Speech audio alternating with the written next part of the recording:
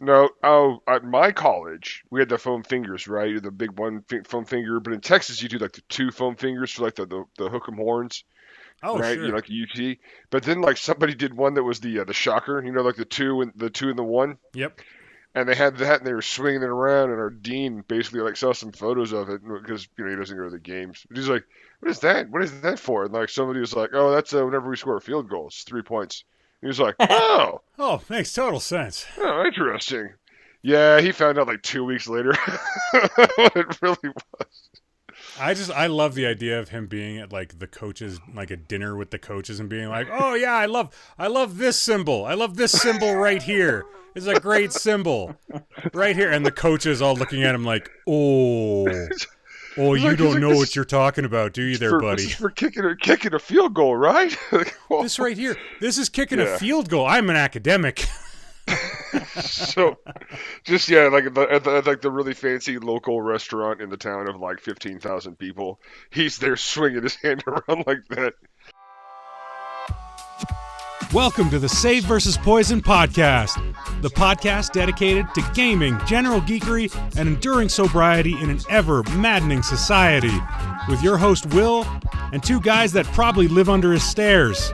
If you're an addict, know an addict, or are just interested in exploring the outer mysteries of geekery, you're in the right place. Without further ado, let's get to the show. Welcome back to the show, everybody. Season 5, Episode 8. My name is Will. I am your host. As well as being your host, I'm also an alcoholic in recovery. I'm joined tonight by two co-hosts. No more of this solo episode BS. That's a once a season kind of activity. We don't have momentous occasions like that where the stars align and it's just me. Nope. My two tormentors are back.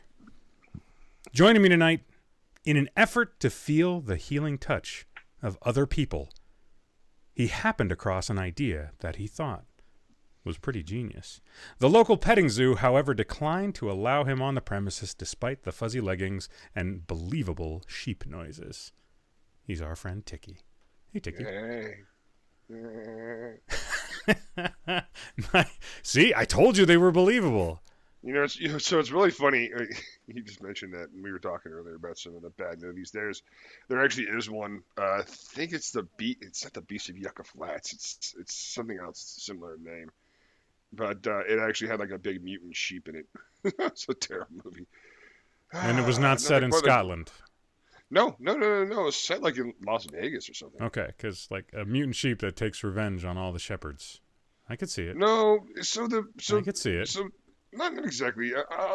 Quick summary on that one is there's a plot about some sort of land deal between two like a really rich like rancher and some other people, and it's a small town, and there's like a regulator who's there from the government, and then somehow like there's this other. It's almost like a whole other movie where like this giant sheep like wanders around like this area and like just foams at the mouth, and all the locals run up and shoot and kill it. So it doesn't it didn't like the two were very very separated, but they probably would have only been like about 30 to 40 minutes a piece. But then somebody was like, I know what we'll do.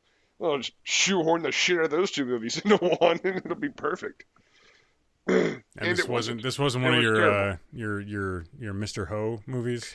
This was actually not Mr. a no. Ho. This was not a Godfrey Ho movie. This is I actually an Godfrey. I couldn't American remember his first thing. name, but I remember his last name was Ho. So Mr. Godfrey Ho. Ho. Yeah. No. I was just Actually, being it wasn't. respectful, you guys. Yeah. It was just wow. That was a terrible one. But the giant sheep, and the fact that one of the main characters who's in like there's like the sheep movie, and then there's the other movie. But in the sheep movie, that guy is like the main character is like, I sleep with these sheep because I loves them, and it's like I don't. You just in that pen, you sleep in that little pen with the sheep at night. Um, Like, no I judging. just don't get it. We Yeah, all tend our own gardens, I guess. like I guess Maybe. sometimes you know what? I don't let my dog sleep on my bed. Like, You have control over that? Wow, that's impressive. it's I think we sleep in our dog's bed sometimes. so Like, yeah. so so that was all of the yeah, that was that little bit. But yes, sheep. Good bit. Good bit there, believable Awful. sheepy.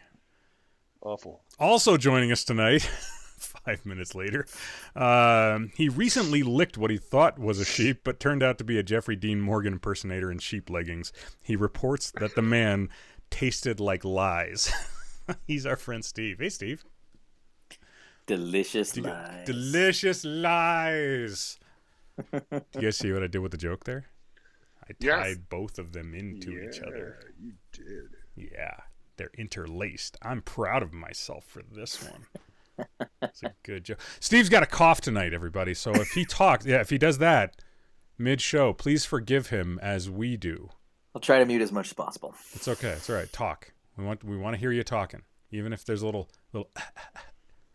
little fake cough. It's not fake. It's there. He keeps. I don't know why you keep showing up to the show and using the excuse of a cough to get out of actually putting in any work into the show. Like you're not making any money off it. We've made $12 in 2.5 years or 2 years of doing this show. It is almost our 2-year anniversary. Almost 2 years. Been that long? Yeah, almost 2 years. Over 100 shows, 3,400 downloads. I'm actually pretty fucking impressed, to be perfectly honest. One, that we still managed to put out content almost every single fucking week. Come snow, sleet, or homework needing to be done by children. And two, I'm still enjoying doing it. Still having fun. Still feel like even though certain parts of it can feel a little bit like a chore, it's still something that when I'm done putting out an episode on YouTube and on Spotify, I'm really proud of the work. Like I just listened to not this last week's episode where it was just me solo, but the week before that, I was listening to it earlier tonight. Just checking the fidelity on YouTube, just seeing how it looks, and I was laughing. Like maybe it's because I have goldfish brain and can't keep a memory in my head for very long. But the jokes were funny. You guys, both of you were really, really amusing. It was good. It was good. It was a good time. It was a good time had by all on them YouTube. So go check out them YouTubes, folks. Yeah, good game. Go team. So. My wife brought something up. My wife brought something to my attention that I thought was kind of interesting. She asked me why I usually go to Steve first when I have a question. Why, how was your weekend? And I go to Steve first. And it's because I kind of want the outsider's perspective on most of the conversational stuff that we talk about first, and then I want to ground it in what Ticky and I usually have. So I don't know if that was a question that anybody ever wanted to ask, but it was something that was brought to my attention. I thought that I would just throw that out there real quick. I just assumed it's because I'm sitting on your left. It might be. It might be. Yeah, you're to the west. You are to my left, I guess. Maybe. Sort of. Sure. To the left. Sure. Sure. So, anyways, how are your weekends? Steve, you go first. Well, now I don't want to. Very well, then. Let's change it up, everybody. Haha. We're nothing if not flexible. Ticky, how was your weekend? It was all right. Back to Steve. All right, I want to go back. All right. No, I had a good weekend. It was my dad's 65th birthday. Holy crap. Yeah, so we celebrated that. Got to eat some delicious pineapple upside down cake, my favorite cake, my dad's favorite cake. That's your favorite cake? It's my favorite cake. It's old man cake, I acknowledge it. It is old my man cake. Favorite cake. Yeah, there's nothing wrong with that, though. High-waisted pants, sunny side up style eggs, slippers around the house. Old man has judge slippers stuff around going. the house. I'm not. I'm going with. Look, I'm wearing them right now. I'd show you, but you're not watching the stream. It's true. It'd be weird. A little. What the hell was that? Yeah. Anyways, yeah. So good cake. That was the good part of the weekend. Birthday stuff. Bad part of the weekend, my washing machine decided to quit. Yes. It's always convenient. That's what you want to hear. So that was cool. So you're wearing very dirty Grundies. Because I know how No, I fast. have I know how fast you go through a underwear. lot of clothes. a lot of underwear. You guys, So I have an inordinate amount of underwear. No, I kind of do. Like, I have a weird Expound. habit. I can't. I love clearance. God, I love clearance. So whenever I find like clearance underwear, like a pack of clearance underwear, I'm like, I gotta buy it. You want to really pick it up on the cheap, going over to your local Goodwill. That's true. That's true. They don't sell underwear. Secondhand underwear is. They don't do it It's broken in. because it's broken in. That's why they don't actually do it. I feel terrible. like they're Seems missing like- a huge part of the market. Yeah, there's a pretty big market there. They're like, that's gross. Good Hey, for you know what? Goodwill. Good for you. Every culture's different. In Japan, they got Used vending underwear machines full out of used the underwear. vending machine. Here's Yep. the thing, though. Yep. Like, I'm it's thinking not about I being could. cheap. It's just about like, oh, these are on clearance. I'm gonna buy them now. That's actually pretty. That's just being cheap. Or you could call it thrifty. Would that work better? I love the idea of Ticky walking into a Goodwill and them him being like, "Excuse me, do you have any used underwear here?" And they're like, "Yes, we have some gently used garments over in the Gently corner." used. And Ticky's like, "Do you have anything that's been used ungently?" Just to They're see like- what the reaction's gonna be. It's in the back in the bin. it's in the back in the bin with the other three weirdos. Just a really underwear. This kind of looks like a jockstrap without the cup. It's just a big hole in the back. In the back. The well worn. In the back. It's a pooping hole. I don't think that's what it's used for, John. Oh. Well, I'm not going to be able to go into a Goodwill ever again without thinking about this line of joking. Thank you both very much for that. Ticky, how was your weekend? It was all right. Yeah? Yeah. I played some video games. Played Hunt Showdown quite a bit, and watched another bad movie. I managed I'm trying to remember what this one's even about. I think I managed to block it out. Oh, wow. Okay. Yeah. I think I got lucky. So are you using this literally as like blackout time? I used to get drunk to black out, and I really miss that feeling. So anyways, I'm going to put on Monster Tentacles from Mars 3. And it'll do the the same Japanese one? exact thing. It might be. It might Sounds be. like it would be the Japanese one. It Yeah, might be. it's probably only subtitled. They probably didn't dub it for America. I don't know. It's very ooh. Yeah, I don't know. Like one of the downsides, you have to watch like something like that. You watch like Japanese porn, and it's like you listen to somebody scream in a really high pitched voice, and then you're having to read what they said, and then try and like sync that up to what's on the screen. Yeah. What Uh, the Type hell? out the the screams. Could you not find anyone to dub this? Yeah. I love the idea of Japanese porn being subtitled, and like people like interrupting me while I'm trying to watch it, and me like, "Shut up! I'm trying to read." Like, this is culture. This is yeah. foreign My reading cinema. time. Right? It's my reading time. I don't know how anybody else learned Japanese. This is the way that I'm going to do it, though. Yeah. I mean, basically all I know right now is come, tit, fuck, and tentacle.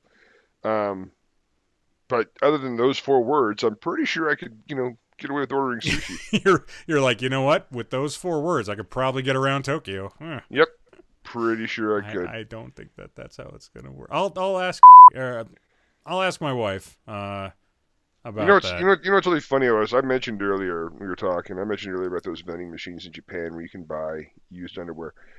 I have, and this is no way for anybody else to verify this, but it's true.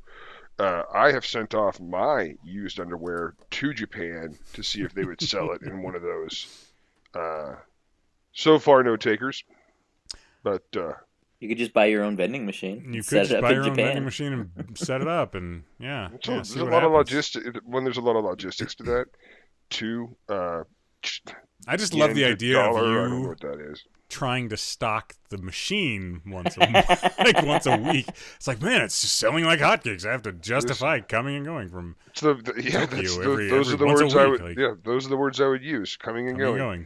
No, I'd probably have to hire somebody to do that. It seems like it'd be a little bit more practical. Could you imagine that's your job?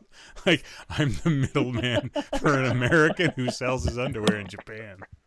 You know like the worst part about that is it'd probably just be some guy in Japan with like boxes and boxes of my underwear. 'Cause he's like, nobody's buying this crap. It's just in his. But he keeps paying me, so I keep doing it. He just paid me storage at this point. That turns out to be your kink. I just like paying Hiroshi to store my underwear. My whole apartment just smells like onions and shame. Why the onions? Oh. Probably because it makes him cry. Hiroshi-san, your apartment smells like vinegar. We don't want to come over for dinner. Ay, ay, ay. Wow. Wow. Good one. So there we go. New business idea. Just throwing it out there. I think that if you can get one investor, one person that can match your passion, I think that you've got a viable business, and you can finally pull out that shirt that says you're big in Japan. And I look forward to that day. Mm-hmm. Deeply. That'll be very satisfying for all of us. Agreed. I knew him when. All right. Speaking of things that are deeply satisfying, my name's Will, and I'm an alcoholic. My name is Ticky, and I'm an alcoholic. My name's Steve. I'm not an alcoholic, but I am currently reevaluating my plan to lick a giraffe. Ooh, a reevaluate. Like, wait.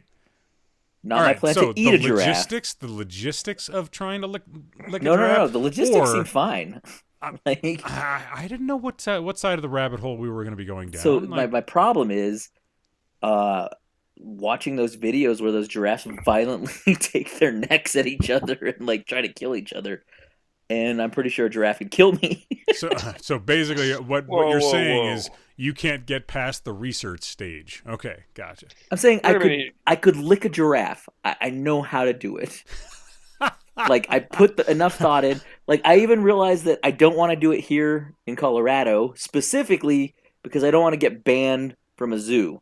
Because I assume this follows an immediate ban. I assume I lick the giraffe. I have to ask, and how I'm often are out. you at the zoo? Like, how often are you at the Cheyenne Mountain Zoo that you worry about often a ban? Enough that I enjoy it and I don't want to be asked not to return. Okay. Do you think it's like a Vegas casino thing where, like, if you get caught counting cards at one, you'll get it's like a national registry. I'm on like some sort of giraffe offender list. Offending list.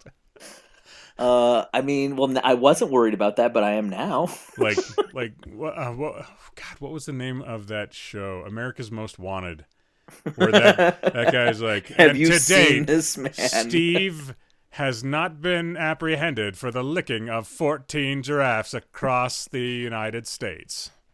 14? That's it's pretty ambitious. I'm just saying, if Ticky can start an underwear company in Japan, you can lick 14 giraffes. Used underwear. Sorry, used underwear. My mistake. Yeah, I guess, my thinking on this one, though, is, and hear me out.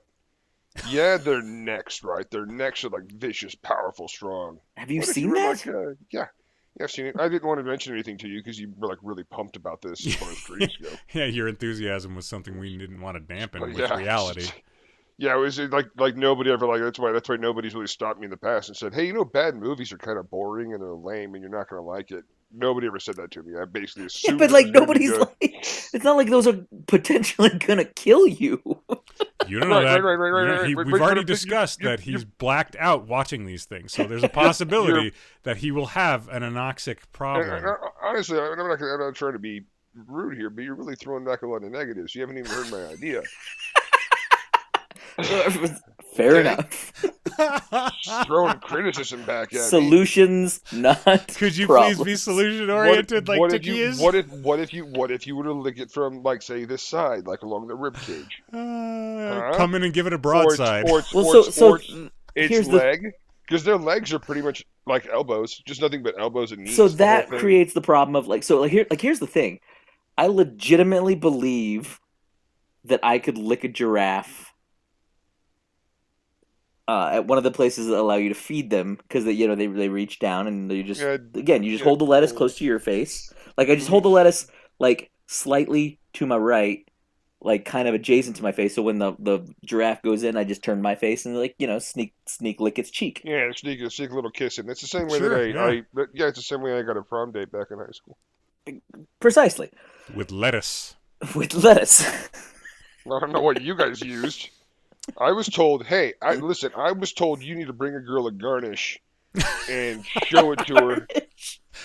The problem was you showed up with lettuce, which people will eat. I showed up with kale, which really didn't hit until 2017. Yeah. So you were way ahead of your time. Yeah, my bad. That's your problem. But you couldn't but I bet you couldn't get her to like flinch and like move her head just by waving it around. No.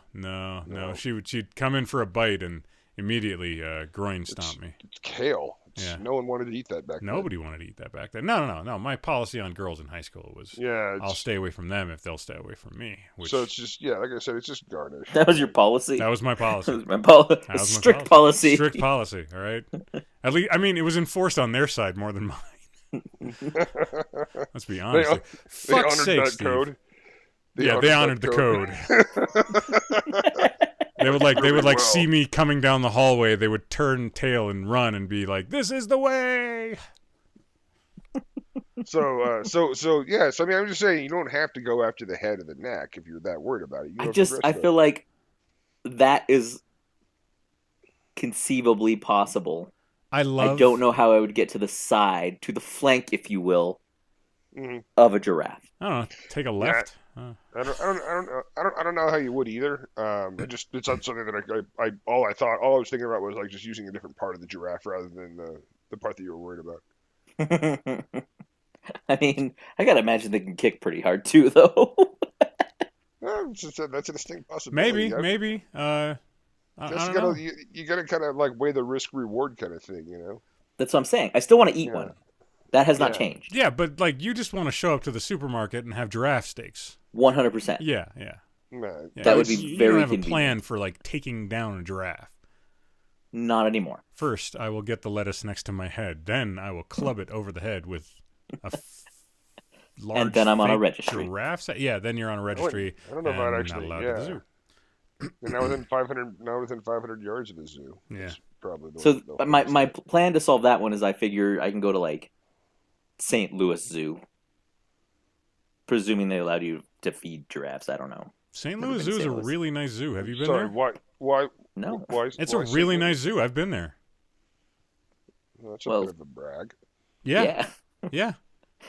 I picked it because of friends that are there. It would give me a reason to go see them. Sure. You need a cover story to go get your giraffe lick on. Yeah, I get it. I get it. What were you doing in St. Louis? You don't want to tell them exactly what it was. I was really here to lick. I was here to see my friend John. I came to see you guys, but also I just missed you guys so much. Do you have any scope? I have this strange flavor in my mouth. Do you feel like the giraffe's name makes a difference? Because now that I'm thinking about it, aren't all giraffes named Jeffrey? No. Every single one of them. I don't think I'd lick Jeffrey. You don't think you wouldn't lick a Jeffrey? I wouldn't lick Jeffrey specifically. So the specific Toys R Us mascot, I would not lick. Okay. Yeah. Okay. By the way, that's also an option. Well, it would be. Toys R Us are closed. Otherwise, Canada.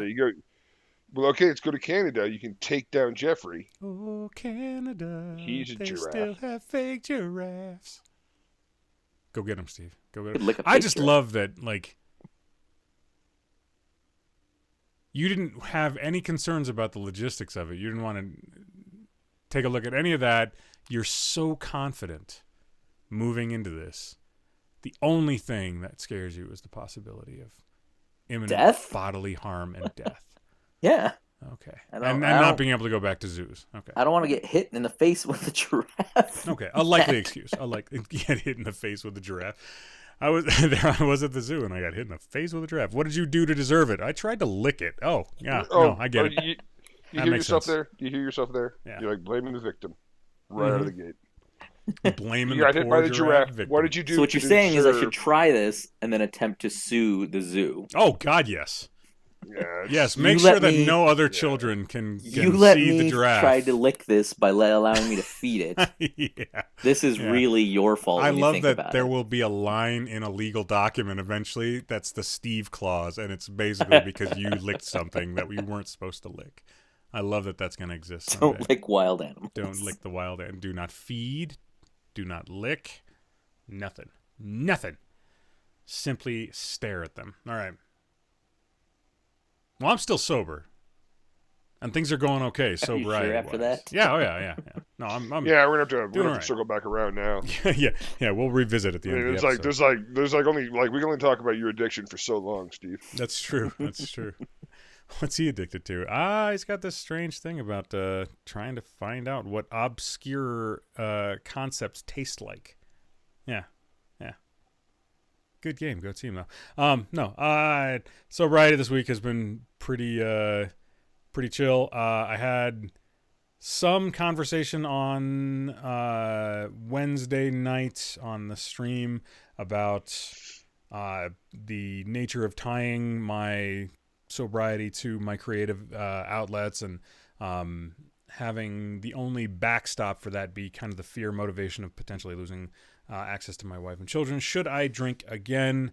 But other than that, it's been pretty smooth sailing this week. Yeah. So not much to report. Pretty okay with that right now. Steve, Ticky, what do you got? I was on that stream with you, as a matter of fact, and my whole thinking on that is still the same. Yeah. It's like masturbation, right? If you do it too much, you're gonna get bored with it. You're gonna have to learn to pace yourself. I don't know if I actually said that or not. You didn't make it as succinct as that. It certainly seems like something I would have said. Obviously, you've thought about it, though. Strangers. It's like the thought of you thinking about me masturbating. That's nice. No, I wasn't thinking about comforting. you masturbating. I was thinking about the fact that I don't have any creative hobbies because I masturbate all the time. Don't walk it back now, sweet pea. I was sober all week. I was on the stream with you a few times. We did some cool online gaming. It was actually really fun. And that last game was a little frustrating, but it was also the game that I got the kill. Finally got a kill, so it was like sort of a little bit bittersweet for me. But yeah. That one was tough because we were like caught in the middle of like all sorts of stuff. Oh well, we got third partied. Yeah. So we were assaulting a fortified position, and then we got third partied, and then we triumphed over the third party, and then fell to the original we were aggressing. So that's all good. Talk about, it was still a good time. I still had a fun go of it, and so that was like I said, no really big stressors other than the boredom aspect. Sure. Trying to but I play a lot of video games, and like I said earlier, masturbate. Try and keep things real. Circle it back to there, fresh. yeah. Yeah, always gonna, it's gonna circle back to there quite a bit. Sure. It's like waving the shocker logo around at a sporting event, right? It's 3 points. It could be, and of course now I feel that like works I have for to use that joke. By the way, that works for basketball and football. Just throwing that out there. Yeah, 100%. I don't understand the rules of cricket, so I can't tell you there. It applies. It applies. Thank you, Steve. Probably does. Who knows? I'm pretty sure that they just made up the rules of cricket as they went along. Like the only real rule they had was everyone has to wear a polo shirt, and like after that, like it just cascaded into madness. Things are looking all right. All right, cheers. Right on, man. Right on. Steve, anything to share this week? No, nothing. Like I said, just dumbness with washing machines breaking, and that's fun. I tend to disagree. I mean, yeah, it's really not fun. It's yeah, very aggravating. Like when the basic objects that allow us to live the convenient lives that we live go tits up on us out of nowhere. Out of nowhere, you're like, oh my god! Like I am so close to being a caveman, and I don't realize it ever. Like my phone ran out of battery today while I was trying to go to an advanced auto part. No, I know how to do that without a phone. Thank you very much, sir. Really? When I was going to like an advanced auto parts or an AutoZone or something like that to get headlights for one of our two vehicles, and I remembered the general area of where it was. Like I knew that what the address of it, like I knew what the cross streets basically were, but I didn't have my phone because it's out of juice. And I'm like, wait, how do I get places if I don't have fucking Google Maps? Oh my God. Well, there's the sun. What time is it? I can't tell because my phone is dead and I don't have a watch. Mother of God. I'm lost. A babe in the woods. I eventually found it and got the headlight, which was good. But yeah, like when something craps out on you, like a dishwasher craps out on you, and suddenly you're stuck doing dishes for the entire family for that one day, and it takes you like an hour and a half to get it all done. Or like one of our furnaces needed to have the pilot light sensor cleaned, and I had to go do that, and I didn't know like what I was getting into, but for like 3 days beforehand, we're like, oh, it's so frigid. It's like, this is back in November when it was like November, December. It was really, really cold. And all I could think was, wow, we're like 2 or 3 technological advances going down from living like it's 100 years ago. So I get it, man. I get it. Good share, yes. Steve. Good share. Very frustrating. Yeah, good share. We're just a short plumbing incident away from outhouses, huh? Kinda, yeah. Yeah, from pooping on the neighbor's lawn. I mean, I already do that. Nice. Speaking of poop, a lady friend of mine who was talking to me about her drinking, and she's like, oh, I'm so hungover, but I'm not like, she's like, I have a headache. And I was like, yeah, you've been at a hangover for like 2 days now. Ooh. So I started talking to her, of course, about poop and about the fact that she has like chronic diarrhea. She's like, I'm not an alcoholic. And I'm like, you really kind of check the amount of diarrhea you got. I don't really crave alcohol. Sure. Sure. But in the meantime, you have a raw, chafed asshole because you can't stop. I'm just saying. Drinking for a couple of days to. I've got a snake, not the penis kind. But Nope, don't walk it back. Stick with it. Commit to the bit. I've got a snake, lady. It's more effective than a plunger. That's all I'm saying.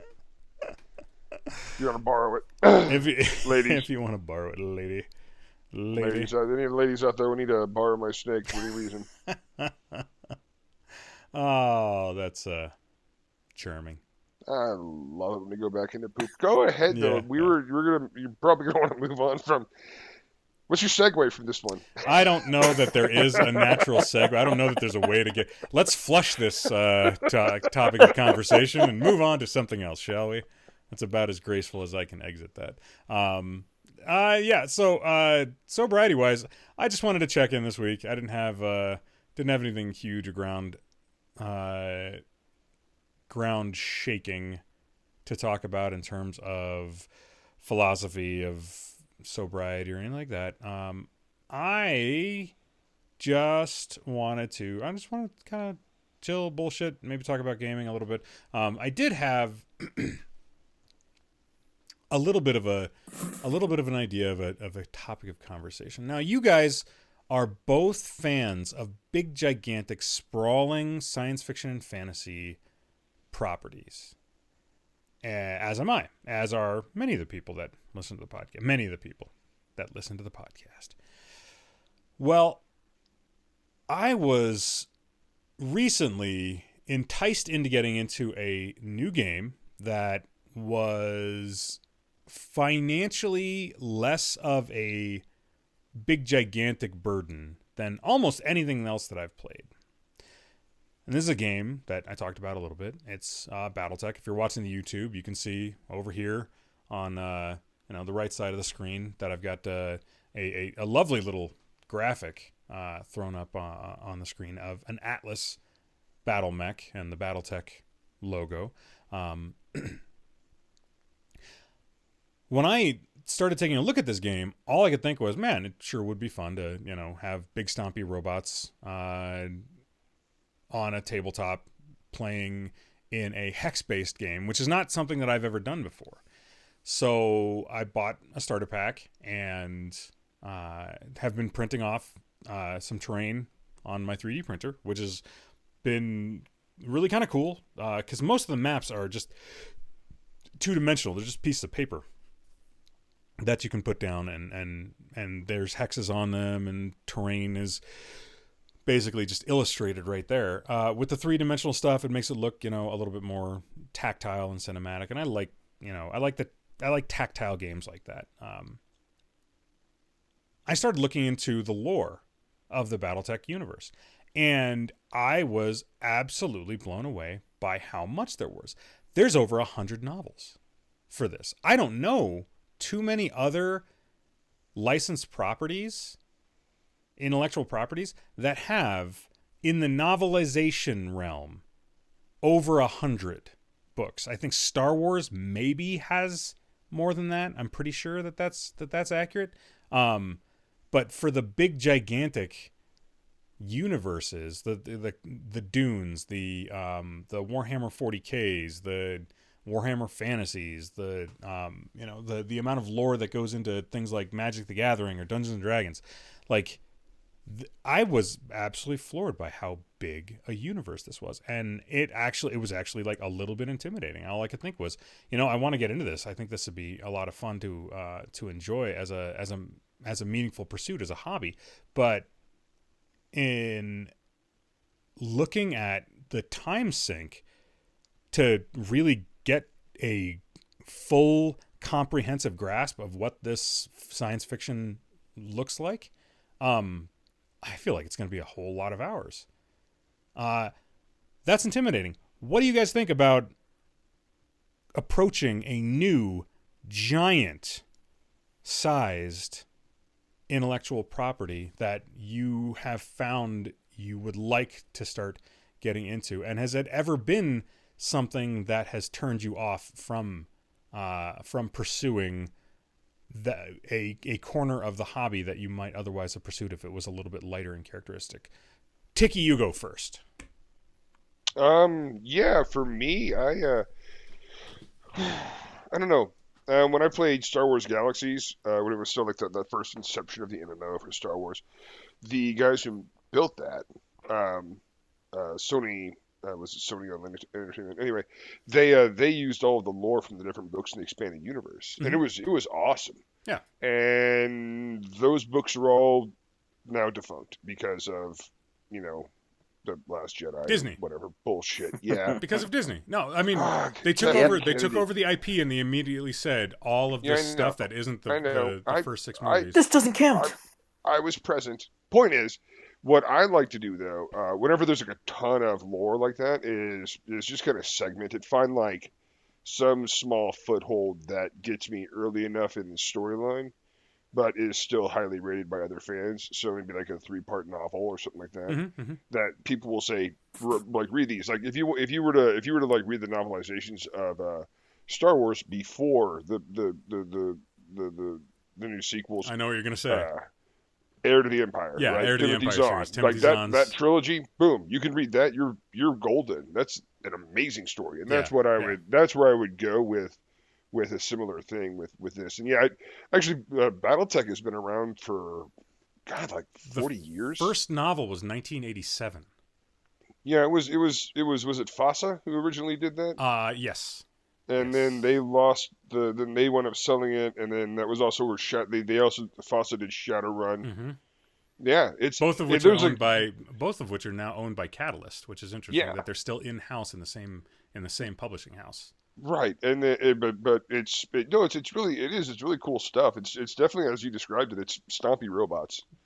Well, big stompy robots in this like Machiavellian 30th century feudal knights in shining robots kind of like that. I mean that's how I would describe it if I was trying to describe it really quickly to somebody that had no idea what I was talking about. Yeah, I don't know if I would call it knights and I think it depends on the era of the lore in terms of whether or not they're the shiny armor or not, because there's like the whole clan feudal system that Hmm. that rises up, and like how Wolf Clan starts acting the fool, and Yeah. then you have like yeah, right, but and then that's the next part, right? You have all these other books. The books can be like about that clan, Yeah. and Yep. there's like just like a dozen or more clans. So you have entire story arcs about all these things that are going on. Yeah, I'd have to consolidate that as much as possible. Find a way to get into the lore without getting down a rabbit hole. Yeah. Like find an aesthetic that you appreciate somewhere in the lore. So like for me, I like the idea of Clan Ghost Bear. So I can't go into too much detail about it. I just like the aesthetic. I like the logo. I like the slow, measured pace to their clan actions. I like the difference between the clan and the inner sphere. I think that's very fascinating. That the technology for the inner sphere is behind where the clans are, like, and why that all exists. Like, really, really interesting stuff.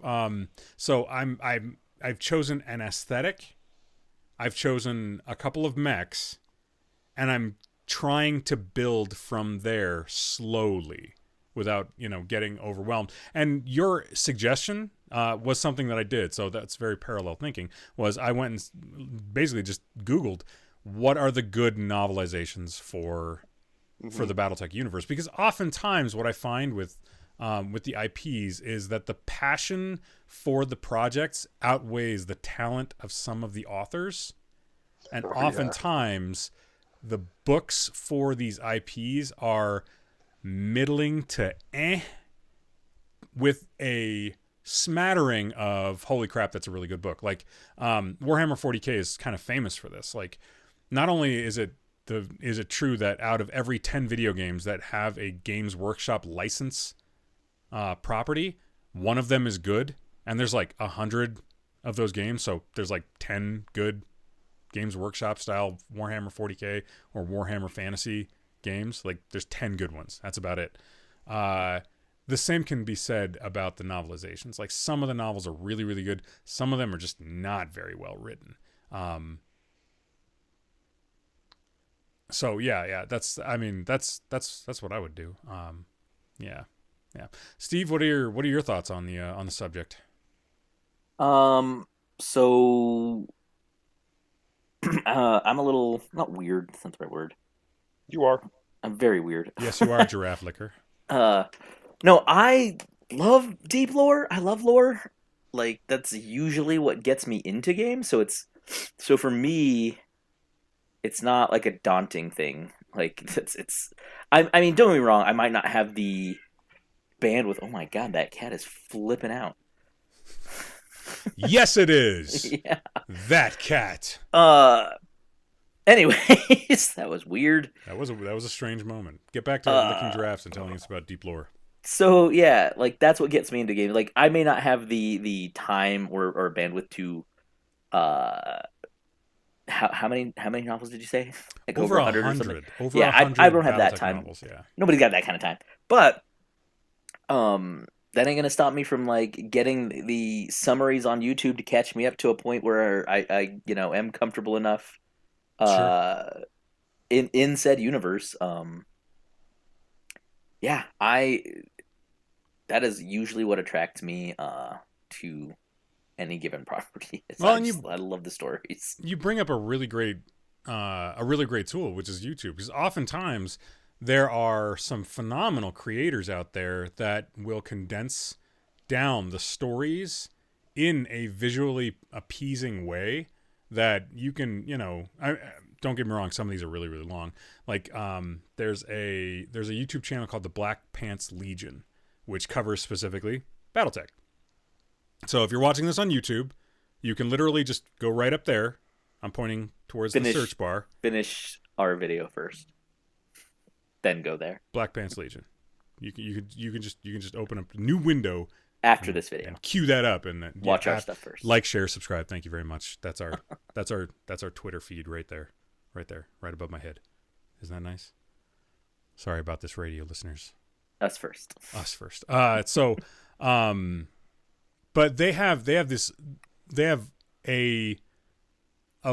person that does voice. I don't know if he does voice acting professionally or if this qualifies as him doing this as their profession. But one of the guys of this channel, and it's multiple people. It's collaborative.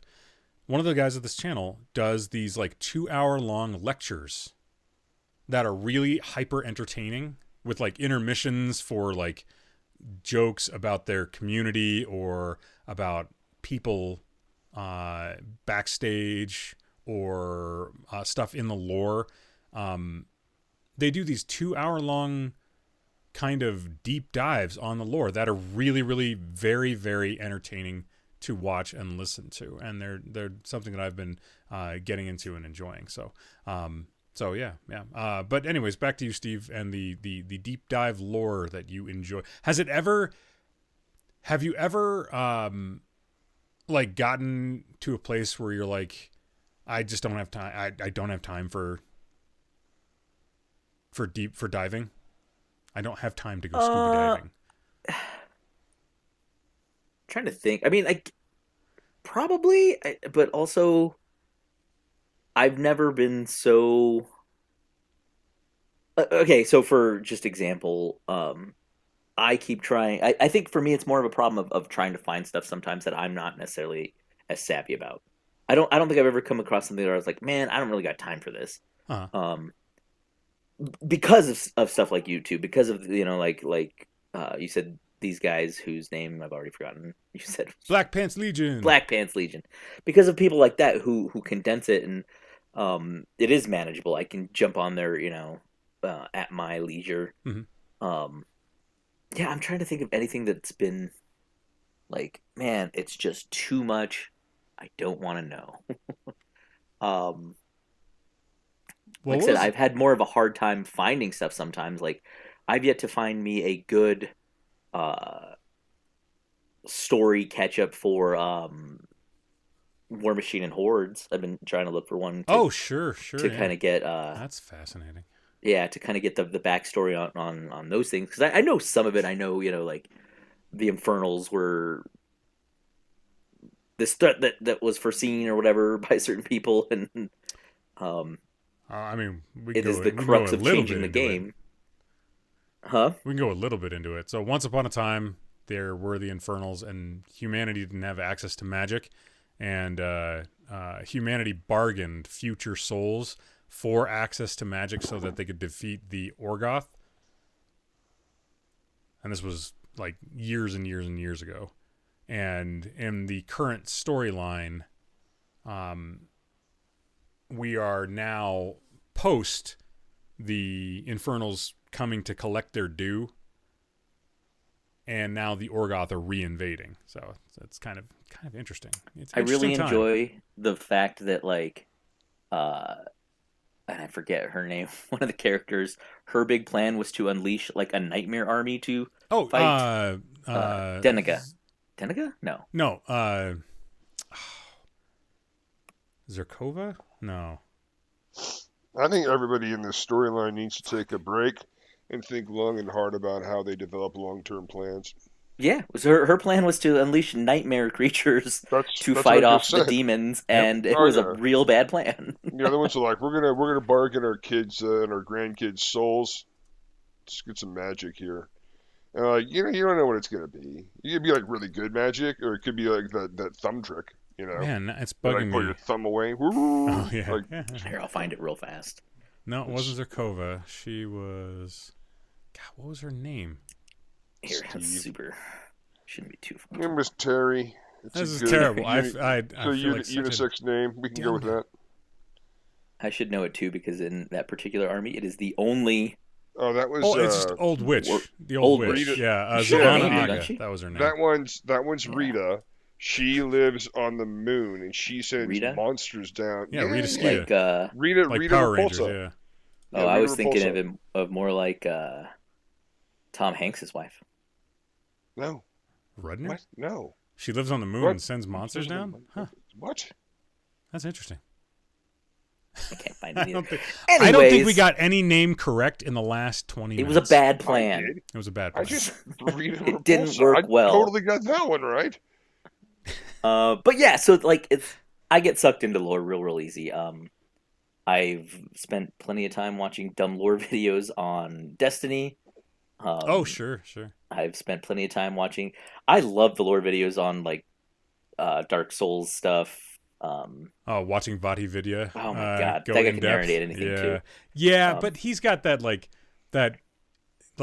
boy next door British, like soft spoken, like, why aren't you doing poetry readings at the local coffee house, you son of a bitch? No, he's telling you all about And that's why exactly this when character happened. over here And is because really of this, actually very sad. all the things were sad. You want to know what's sad? What's sad is now that I mentioned Rita Repulsa, I just now remember the bad movie I watched over the weekend. No, we're not bringing that It up. has Jason Todd Frank. It has the Green Ranger Aw. in it, and he's quote unquote acting throughout the whole thing. Oh my R.I.P. god, that was bad. Those- That was bad. Who's Jason Todd Frank? He's the Green Ranger from the Power Rangers. He was That also is the not White that Ranger. guy's name. Yeah, Jason Frank Todd or something like that, or Jason Franks. Anyway, not really Frank important. Jason Todd? Like, just keep It's keep a moving combination around it's a first names combination until we of- find Yep. Jason guy's David got- Frank? Yeah. See, he has three Yeah. first names. I was still The right greatest about Power Ranger ever? Yeah. that. Yes, R.I.P. yes, he was. R.I.P. None of you were saying R.I.P. after his name. All right. R.I.P. God, dude. Yeah. Anyway, he just passed. did either one of you watch any of his movies as a way to kind of like show I The did watch his RIP is- MMA fights. A couple of Okay. them, actually. over the weekend? Not over the weekend. No, I was going to do all of that, but then I just decided to not. Mm.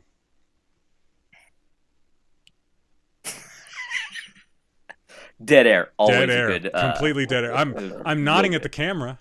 Mhm. I am doing that. You did good, buddy. Thanks, buddy. I appreciate The reason that joke worked was because that. he just said the one word that was a negative instead of saying anything else. It's funny. It's true. It's true. If other people don't get the joke, then it's their problem, not yours. If other people don't listen to this podcast, it's their problem, not ours. Is it their problem? Yeah, they're missing out on all this glorious content. All this dead air that we've got laying around. That's been a little bit. It's not been too Sweet bad. baby Jesus. It's not been too bad. I'm going to No, edit it's- in some more dead air. Excellent. Excellent work. That'd be Excellent. Perfect. That'd be perfect. Oh yeah. 100%. Yeah, if you could also clean up that whole thing where I fucked up Jason Todd Frank's name. David Frank. Still not his name. Yeah. That's still not his name.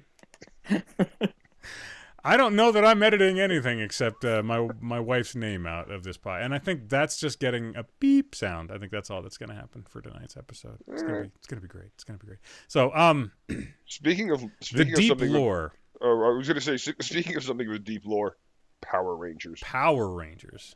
Do they have deep lore, Steve? Yeah. Kind of they do, do. actually. They actually said, yeah, if you go all the way back to Japan, it's. I don't know that I want to talk about the Power Rangers. I don't want to either. You just mentioned deep I lore. do. I thought I'd bring that up. I know you do, Steve. I know you fucking hipster.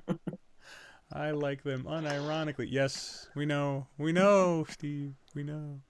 But no, like, there are so many settings that have unbelievably deep lore that we're already kind of like. I feel like all the momentum that we had during our 20s and into our 30s, like teenage years, 20s into our 30s, carried forward this grounding in these amazing intellectual properties. And now that I'm in my 40s, like I want to keep that going, but I like the time, the energy, the brain space, it's not there in the same abundance as it always was. And even with the updated tools, like used to be that if you wanted to know the lore on Star Wars, you had to go read the books. Now, yeah, we've got the YouTube stuff. We've got podcasts that'll do like deep dissections. You've got video games that will give you mountains of exposition in really, really short periods of time. But even with all of that being said, there's still so much out there and so many fantastic settings and stories that I almost feel like getting to a place where we have to start picking and choosing which ones we want to explore, and then hoping that, you know, we don't make mistakes along the way that end up costing us, you know, lost time. Is I don't know. It's a concern for me. It's, you know, not a huge concern, but, you know, it's still my hobby time, and I still have, you know, all of those other stories that are still worth exploring that I already, you know, have as a part of my hobby repertoire. And now all of, you know, the potential new ones, it's like, oof. Like in the last year, I've gotten into at least two new games with two like fully fleshed out wide settings of lore, in Infinity and Battletech. And, you know, monetarily, I didn't buy in too heavily on either one of them, but, you know, just the amount of time and energy put into learning about them and trying to explore these worlds, it's hefty. It's a lot there. Yeah, our mutual friend keeps telling me to read the lore for Hunt. I don't know if I'm missing out or if I just don't care. Or, honestly, it's like, okay, cool, yeah, whatever. There are monsters, they're zombies, it's post-Civil War in a bayou. Pretty straightforward for me. I'm okay with this. It's a fascinating setting, and I think that if you were to dive into it, I have a feeling that there's some really, you know, enjoyable lore to go along with it. But you can treat that episodically, right? You can treat that, you know, oh, I played Hunt for an hour tonight, and that was enough. That was my dipping the toe, and I got a valid experience out of my time there, and I don't need to put anything else into it. So there are some things in the game, within the game, that I think I enjoy it more because I don't have some sort of deep knowledge of it. It's like the boss Scrapbeak. If you look at Scrapbeak, it looks like a giant kind of weird bird thing that chases you around and swings an, you know, hammer or an axe or a pitchfork at you. Throws concertina wire at it. And does all sorts of weird stuff. But then when you actually like look at the picture of it, like kind of like not concept art, but the actual like during the load screens, you're like, well, wait a minute here. Those aren't legs. That's like human legs strapped onto something. Yeah. And those are human arms coming out of this thing. And that mask is not, you know, that's not a beak. That's a mask of some sort that somebody's strapped on. So it to me, it pulls up so much more like of the, like what's been going on. It leaves a mystery. And as I progress through the game, there are clues behind all of these things if you try and find them. But it just takes forever to kind of like pull everything together. It's neat, but like I said, I have a thing where I like the mystery of it where it is right now. If I had the lore beforehand and I had read it and then jumped into the game, I think that I would feel very differently about it, though. I'd feel like more informed and more involved. But as it is, it's a mystery, and I'm kind of a third party to the whole thing as I run through the bayou. Gotcha. I don't even play this game, and I want to know why this thing has like arms and shit hanging off of it. So I think Scrapbeak is just weird, dude. I want to know the lore. I think the lore of the game is basically there's this weird mad scientist dude in the bayou of Louisiana who figures out a way to bring souls back from the dead, and he's creating these monstrosities out of the corpses and souls of like the tormented dead. Yeah, so each one of the four primary monsters is some horrific creation of this guy. Like I think that's what the central lore is. They're kind of a Frankensteining of sorts. Like when they talk about the spider, and then like you actually look at what the spider looks like, and then you like get into combat with it, and it comes up close to you. Yeah, it looks like it might be a spider because of the number of legs, but there's like a human arm like projecting out of one of its front legs. Its face is an upside down human face that's been like it's opened. Inside. Yeah, that's inside the thing's mouth. It's like there's like some really disturbing things. If this wasn't a shooter game, it would be a horror game. Oh yeah, because everything in this is absolutely horrific. Like the concept for the hives is brutally disturbing. Disturbing. Like a hive is a woman that has been implanted with a bug that turns her into a zombie and then splits her rib cage open and creates this mound of a biologically erected hive that then sends out more of these bugs. Like it's a really, really like gory, brutal game. Yeah, that's true. The other thing with the hives too is is if you look closely, they're all wearing maternity dresses. It's like, Yep. oh man, this Yep. is so weird. So much of that game is very, very strange and very odd, and yeah, like you said, it would be a horror game if it wasn't a shooter, if it wasn't a first-person shooter with like Yeah. multiplayer. It would be. Yeah. We lost Steve for a second here. Oh God, why? Well, we're almost at the end anyway. It's true. We are. Maybe he just pulled his ripcord and jumped out of it. He's like, I'm out. I hate you guys. I hate you guys so bad. Yeah, so for me the lore would probably explain all of those pieces, like all the different Zeds and all of that. But so far it's been really, I've had a very fun time just like basically noticing these things. Like you see a hive when you get one up close and it's like, oh. Yeah. It's just Yeah. like, this is weird, this is wrong. Yeah. It's fun though. It is fun. I All will right, say Ticky. that. All right. We're coming up on almost 90 minutes of recorded time, which means our hour is almost finished for our finished product.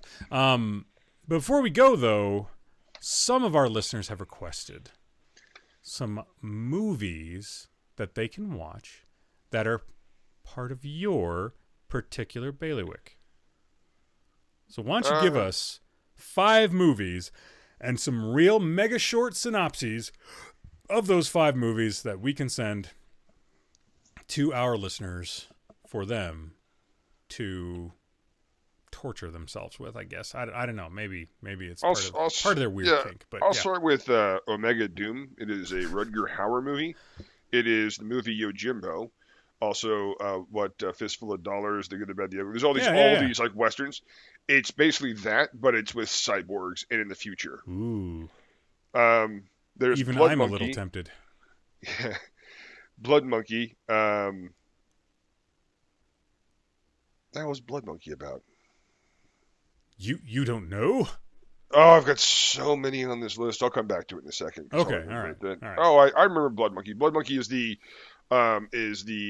explorers go out to the jungle, the rainforests, where they are looking for a predecessor and ancestor of humans, some sort of big vicious evil ape, and or monkey, or you know what? I think they're apes actually. Anyway, it's a bit of a horror.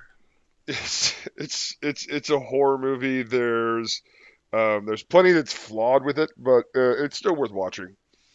Dark Side of the Moon, I did a review of that on our podcast a few months ago. Yep. And the triangles, that is, right? Oh God, the triangles. The are triangles. Just amazing. Yep.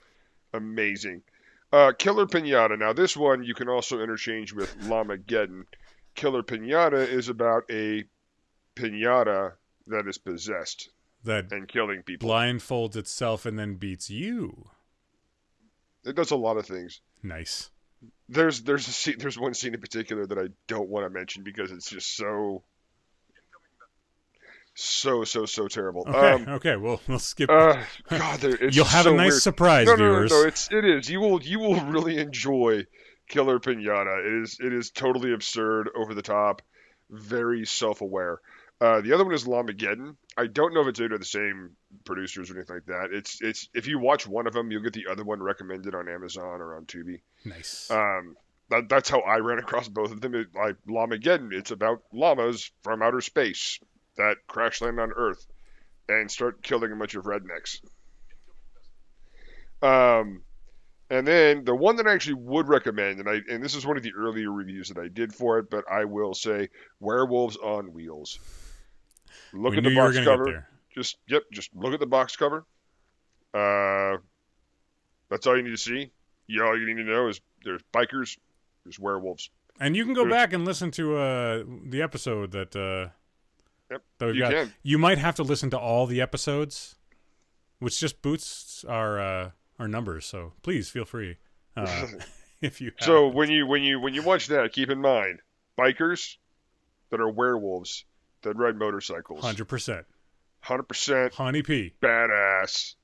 Such a good movie. So those are the ones that I'd recommend. Like I said, Killer Pinata or Lamageddon, they're kind of interchangeable, but whatever. The rest of them, enjoy.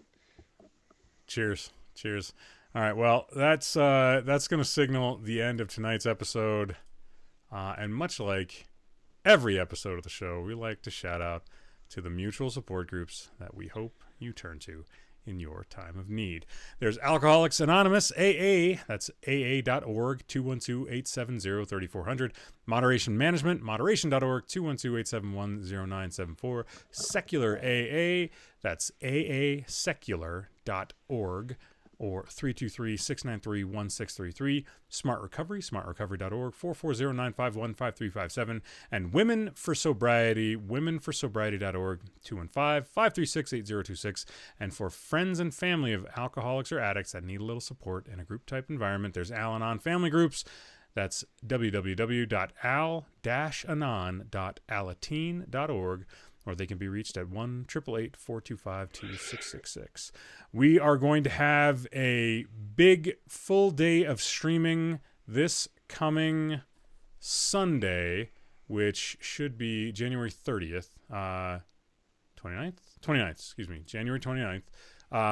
Over on the Twitch stream, we've got we're going to do a little bit of a fundraiser. We have a member of the community whose house flooded terribly. Luckily, they are safe, but because of where they live in California, they do not have insurance, and we're going to try to send them a little bit of help.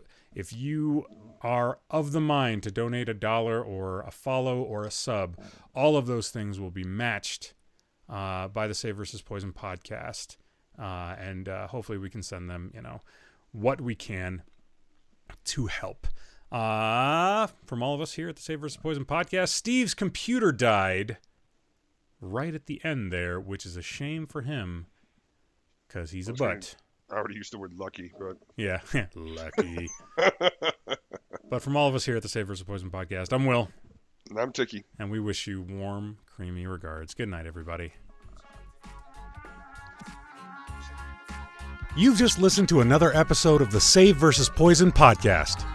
If you liked what you heard, please follow us, like, and subscribe on Twitter at @VS_save, on Facebook at the Save versus Poison podcast, and streaming live on Twitch at twitch.tv/SVP podcast.